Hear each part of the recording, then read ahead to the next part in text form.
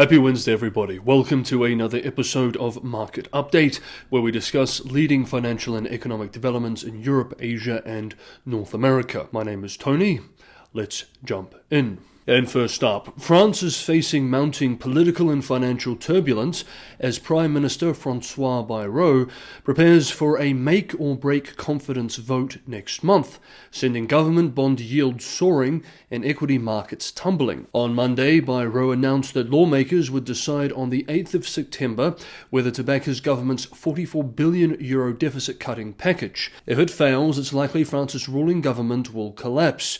Again, the proposal includes a one-year freeze on state spending and the abolition of 2 public holidays. Quote, lawmakers have 2 weeks to say whether they are on the side of chaos or on the side of responsibility, end quote, Bayrou told union members on Tuesday, adding, quote, the first risk, the one from which we would not recover, is denial.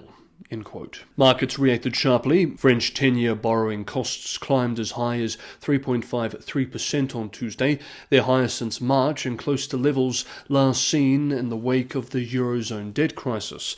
The spread over Germany's benchmark bonds widened to nearly 0.8 percentage points, showing investors heightened concern about France's fiscal trajectory. The country's stock market was also hit. The CAC 40 fell 1.7% on Tuesday, extending Monday's 1.6% decline. Banks, seen as a barometer of the broader French economy, bore the brunt, with the 3 biggest each losing more than 4 percentage points in equity markets. Quote, the risk the market sees is that if the government falls again, it's complete stalemate and there's no chance of tackling the deficit, end quote, said Peter Schaffrick, chief European macro strategist at RBC Capital Markets. The odds are stacked against Bayrou. Opposition parties across the spectrum, from the socialists to the hard right, have pledged to vote against his plan, making his government's defeat likely. Even the French finance minister conceded that the risk of collapse was real, warning, incredibly, that an IMF intervention could not be ruled out if France failed to rein in its deficit. Quote, no party has a clear majority, end quote, noted Nicolas Trindade, a senior portfolio manager at AXA Investment Managers, adding, quote, even replacing the Prime Minister would not change parliamentary arithmetic. Fiscal consolidation will remain very difficult, end quote. France's fragile politics have repeatedly unsettled markets since President Emmanuel Macron's failed snap election last year left Parliament divided. Bayrou's predecessor resigned in December after only a few months in power. Analysts at Eurasia Group said their base case is that Bayrou will be unseated on the 8th of September, heightening the risk of a snap election and potentially a parliamentary majority for the far right. For investors, France's political gridlock is fueling comparisons with Italy, long considered Europe's weak link. French borrowing costs have converged with Italy's for the first time since the global financial crisis. On Tuesday, the gap narrowed to less than 0.1 percentage point. France's finance minister admitted yesterday that France's yields could surpass Italy's, quote, within 15 days, end quote, if the government loses the vote. The euro staged a modest rally against the dollar after Monday's snap, a sharp drop, but analysts remain cautious. Quote, the broader question for the euro is whether recent French news destabilizes appetite for the euro more broadly, or whether this is an isolated French issue, end quote, said Chris Turner, global head of markets research at ING. Barclays economists forecast that France's deficit will remain stubbornly high, hovering at 5.6% of GDP in 2025 and 5.4% in 2026, barely improved from the 5.8% last year. That outlook clashes with the government's pledge to bring the shortfall down to 4.6% by 2026, aligning with the euro's 3% target. As September approaches, investors are bracing for further volatility. Quote, the equity market was complacent, end quote, said Emmanuel Cao, head of European equity strategy at Barclays, adding, quote, but there is a limit to how much bond market stress stocks can ignore. Now we are seeing a convergence between the two, end quote. Next up, we move to North America. The Trump administration is weighing an unprecedented expansion of presidential influence over the Federal Reserve, targeting not just Washington's Board of Governors, but also the powerful network of 12 regional banks that play a central role in setting U.S. monetary policy. The move comes amid the administration's controversial attempt to oust Fed Governor Lisa Cook, a step that could give the U.S. president a majority on the central bank's governing board if upheld in court.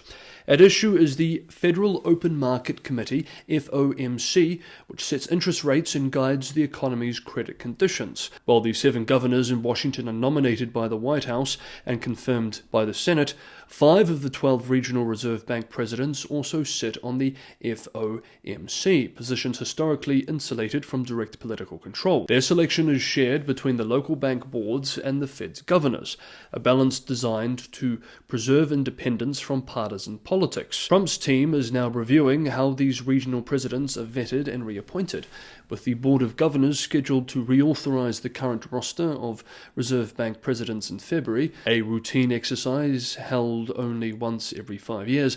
The administration sees a potential opening to reshape the FOMC majority in ways no White House has attempted before. The firing of Cook, whom the administration accused of mortgage fraud, has amplified these concerns. Cook has vowed to contest the decision in court, with her attorney calling the action illegal. Several regional Fed presidents reportedly held calls among themselves after the announcement on Monday, fearing their own independence could be at risk. Quote, "This White House is turning over every stone to see where the levers are to change the Fed," end quote, said Derek Tung, an economist at L.H. Meyer Monetary Policy Analytics. By pressuring the Board of Governors to scrutinize or replace regional presidents, the administration could influence the stance of key policymakers who have historically resisted Trump's demand for rapid interest rate cuts. Former Fed Vice Chair Lael Brainard warned that any effort to engineer a new FOMC majority by ousting Reserve Bank presidents would mark, quote, "an unprecedented attack on the independence of the Federal Reserve," end quote, with risks of stoking inflation and higher long-term rates. Market reactions already reflect these fears.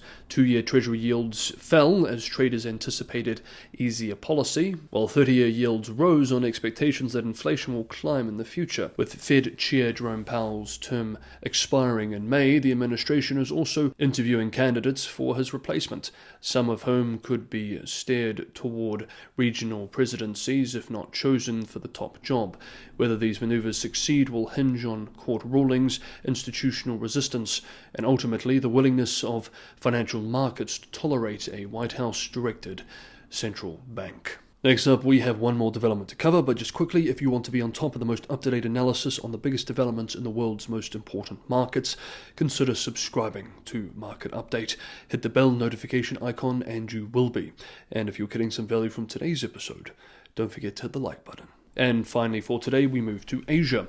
India is standing by its long-established partnership with Moscow, even as President Trump's administration prepares to impose punitive tariffs on New Delhi over its continued purchases of Russian crude. Hopes that the White House might soften its stance ahead of a looming deadline appear to be fading. Trump warned last month that he could double duties on Indian exports to 50% if New Delhi persisted with Russian oil imports. A draft notice issued on Monday of this week confirmed that the new tariffs would take effect at 12:01 a.m. Eastern Time on Wednesday.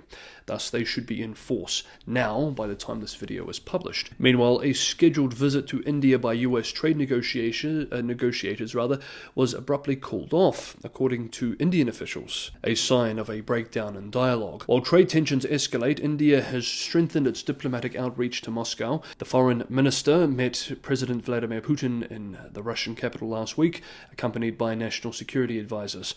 Putin himself is expected to visit New Delhi later this year, a signal that bilateral ties remain robust despite US pressure. Quote, "This is a classic case of who will blink first," end quote, observed a South Asia expert at Chatham House over the weekend.